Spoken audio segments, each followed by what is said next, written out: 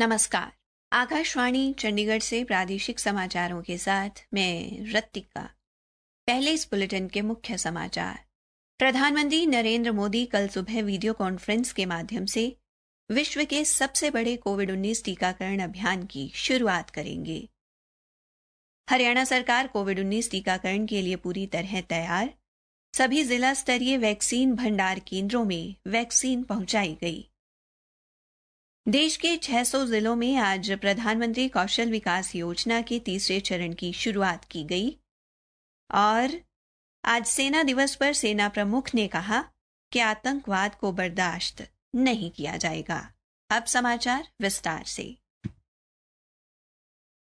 आकाशवाणी के समाचार सेवा प्रभाग द्वारा कोरोना उचित व्यवहार जन आंदोलन के तहत कोविड-19 के प्रति लोगों को जागरूक करने के लिए शुरू की गई श्रृंखला आओ कोविड को हराएं में आज का संदेश है, बार बार हाथ धोना व मास्क पहनना है जरूरी और नहीं भूलनी है 2 गज की दूरी। आने वाले दिनों में प्रधानमंत्री के इस संदेश को भी याद रखना है, दवाई भी और कड़ाई भी। प्रधानमंत्री नरेंद्र मोदी कल सुबह वीडियो कॉन्फ्रेंस के माध्यम से विश्व के सबसे बड़े कोविड-19 टीकाकरण अभियान की शुरुआत करेंगे। ये टीकाकरण अभियान पूरे देश में चलाया जाएगा। टीकाकरण अभियान की शुरुआत के दौरान सभी राज्यों और केंद्र शासित प्रदेशों के कुल 3006 टीकाकरण केंद्र वर्चुअल माध्यम से आपस में जुड़ेंगे।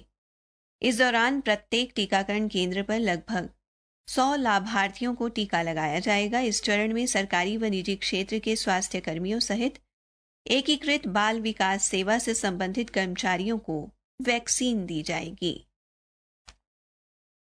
हरियाणा सरकार कोविड-19 टीकाकरण के लिए पूरी तरह तैयार है। एक सरकारी प्रवक्ता ने बताया कि सभी जिला स्तरीय वैक्सीन भंडार केंद्रों में वैक्सीन पहुंचा दी गई है और कल से टीकाकरण का कार्यक्रम शुरू किया जाएगा। अंबाला से हमारे संवाददाता ने बताया है कि जिले में कोविशील्ड की 12,840 खुराक मिली है। यहां टीकाकरण के लिए 9,670 लोगों को पंजीकृत किया गया है। वहीं सिरसा में वैक्सीन की 7,320 खुराक पहुंची हैं। जिले में 5 बूथों पर टीकाकरण किया जाएगा। उप civil surgeon doctor Viresh Bhushan ने बताया कि आज इस सिलसिले में सफलतापूर्वक मॉक ड्रिल भी की गई। यमुनानगर जिले में वैक्सीन की 10,830 खुराक पहुंचने की जानकारी मिली है। यहां विभिन्न चरणों में प्रतिदिन 100 लाभार्थियों का टीकाकरण किया जाएगा। पंचकुला में सामुदायिक स्वास्थ्य केंद्र रायपुर रानी और एल केमिस्ट अस्पताल को टीकाकरण के लिए चुना गया है। गुरुग्राम में भी वैक्सीन की 85,480 खुराक पहुंचाई गई, जिसे फरीदाबाद, रेवाड़ी, नूंह, पलवल और गुरुग्राम जिलों में वितरित किया गया है। पलवल में पहुंची 5,090 खुराकों को कोल्ड चेन स्टोर में रखा गया है। पलवल के नागरिक अस्पताल में कल टीकाकरण कार्यक्रम का शुभारंभ उपायुक्त द्वारा किया जाएगा। देश के 600 जिलों में आज प्रधानमंत्री कौशल विकास योजना के तीसरे चरण की शुरुआत की गई। कौशल विकास एवं उद्यमिता मंत्रालय के नेतृत्व में इस चरण में नए दौर और कोविड संबंधी कौशल पर ध्यान केंद्रित किया जाएगा। कौशल विकास मंत्री डॉक्टर महेंद्र नाथ पांडेय ने कौशल विकास केंद्रों के विद्यार्थियों के साथ बातचीत की। प्रधानमंत्री कौशल विकास योजना के तीसरे चरण में वर्ष 2020-21 के दौरान 949 करोड़ रुपए की लागत से 8 लाख उम्मीदवारों को प्रशिक्षित करने का लक्ष्य रखा गया है। राष्ट्रीय डेयरी शोध संस्थान करनाल ने एक बार फिर क्लोन बछड़े का सफलतापूर्वक प्रजनन किया है, जिससे संस्थान में क्लोन पशुओं की संख्या अब 30 तक पहुंच गई है, जो एक रिकॉर्ड है। नवीनतम अनुसंधान पर बातचीत करते हुए संस्थान के निदेशक डॉक्टर मनमोहन सिंह चौहान ने बताया कि देश में जितना गर्भाधान योग्य गोवंश है, हम उनमें बामुश्किल 30% को वीर्य डोज उपलब्ध करवा पाए हैं। इसे बढ़ाकर 50% तक ले जाना है। क्लोन तकनीक इसी कमी को दूर करने में अहम साबित हो रही है और नस्ल सुधार में मदद हो रही है। उन्होंने कहा कि क्लोन से पैदा होने वाली भैंस प्रतिदिन 10 से 15 किलो दूध देगी।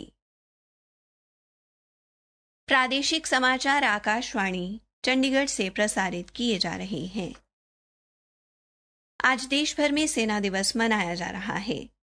सन 1949 में इसी दिन लेफ्टिनेंट जनरल के.एम. करियप्पा ने भारतीय सेना के कमांडर इन चीफ का पदभार संभाला था। इस अवसर पर राष्ट्रपति रामनाथ कोविंद और प्रधानमंत्री नरेंद्र मोदी ने भारतीय सेना के बहादुर सैनिकों को बधाई दी है। एक ट्वीट में श्री कोविंद ने कहा कि राष्ट्र देश की सेवा के लिए सर्वोच्च बलिदान देने वाले वीर जवानों को याद करता है।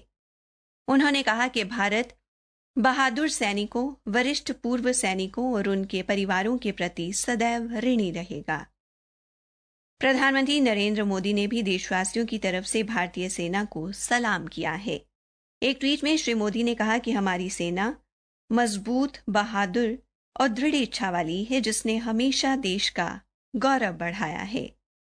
आज सेना द्वारा नई दिल्ली में एक भव्य परेड का आयोजन भी किया गया और सेना के वीर जवानों ने साहसिक कारनामों का प्रदर्शन भी किया।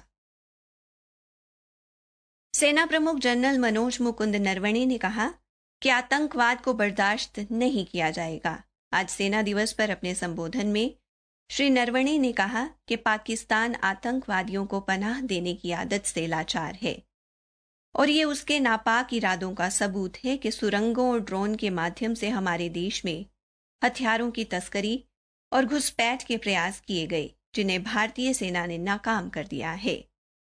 श्री नरवणे ने कहा कि गत वर्ष 600 आतंकवादियों से आत्मसमर्पण कराया गया और 200 से ज्यादा को जम्मू कश्मीर में मार गिराया गया। उन्होंने कहा कि इसके परिणाम स्वरूप हिंसा की घटनाओं में गिरावट आई है और आतंक से राहत मिली है। सेना प्रमुख ने कहा कि सेना को और मजबूत किया जा रहा है। सेना ने 5 करोड़ रुपए के शस्त्र और साजो सामान खरीदा है। उन्होंने कहा कि कोई भी सेना के सब्र का इम्तिहान लेने की हिम्मत ना करे। उन्होंने कहा कि प्रधानमंत्री के आत्मनिर्भर भारत के दृष्टिकोण के तहत सेना ने 29 वस्तुओं के उद्योग और सूक्ष्म, लघु एवं मध्यम इकाइयों के साथ मिलकर डिजाइन तैयार करने और इनका निर्माण करने के लिए चुना है। उन्होंने कहा कि सेना ने भारतीय प्रौद्योगिकी संस्थानों और अन्य प्रौद्योगिकी संस्थानों के साथ ड्रोन और शस्त्रों के लिए समझौते किए हैं। कोविड-19 के खिलाफ भारत की लड़ाई की प्रशंसा करते हुए उन्होंने कहा कि देश में 113 मिलिट्री अस्पतालों ने हजारों मरीजों का सफलतापूर्वक इलाज किया है। उन्होंने इस मौके पर मई 2020 से अंतरिम राहत राशि 2 लाख से बढ़ाकर 8 लाख रुपए करने की घोषणा भी की। अब कुछ खबरें संक्षेप में। हरियाणा कर्मचारी चयन आयोग ने कल व परसों बहु प्रयोजन स्वास्थ्य कार्यकर्ता, स्टाफ नर्स और लैब अटेंडेंट की होने वाली लिखित परीक्षा प्रशासनिक कारणों के कारण रद्द कर दी है। पलवल जिले में 18 से 30 जनवरी तक परिवार नियोजन पखवाड़ा चलाया जाएगा, जिस दौरान लोगों को परिवार नियोजन के बारे में जागरूक किया जाएगा। Civil surgeon doctor Brahmdeep Singh ने बताया कि जिले में परिवार नियोजन में महिलाओं की भागीदारी ज्यादा है। हरियाणा विद्यालय शिक्षा बोर्ड ने आज वीडियो कॉन्फ्रेंस के माध्यम से चंडीगढ़ शिक्षा निदेशालय के उच्च अधिकारियों के साथ परीक्षा करवाने को लेकर उच्च स्तरीय बैठक की। बोर्ड के प्रवक्ता ने बताया कि 10वीं और 12वीं की बोर्ड परीक्षाएं 20 अप्रैल के बाद आयोजित करवाने की संभावना है। हालांकि इस पर अंतिम निर्णय शिक्षा निदेशालय व हरियाणा सरकार का होगा। बल्लभगढ़ के गांव छायसा में आज पूर्व मंत्री विपुल गोयल ने गौशाला का उद्घाटन किया। उन्होंने बताया कि लगभग 2 करोड़ रुपए की लागत के साथ गाय के लिए 5 नए शेड, 1 सभागार और 1 भूसे का गोदाम बनाया जाएगा, जिसे दिल्ली पिंजारा पोल सोसाइटी द्वारा संचालित किया जाएगा। अंबाला जिले में अपराध जांच शाखा नारायणगढ़ के एक पुलिस दल ने शहजादपुर क्षेत्र के गांव पथरेहड़ी के निकट यमुनानगर पंचकुला मार्ग के पास नाकाबंदी के दौरान एक व्यक्ति को 5 किलो 700 ग्राम चूरापोस्ट सहित गिरफ्तार किया है। उसके खिलाफ थाना शहजादपुर में मामला दर्ज किया गया है। आरोपी को न्यायालय में पेश कर 5 दिन के पुलिस रिमांड पर लिया गया है। आरोपी की पहचान मुलाना क्षेत्र के गांव मौजगढ़ निवासी सुखविंदर सिंह सुक्खा के तौर पर हुई है। इसी के साथ प्रादेशिक समाचार समाप्त हुए।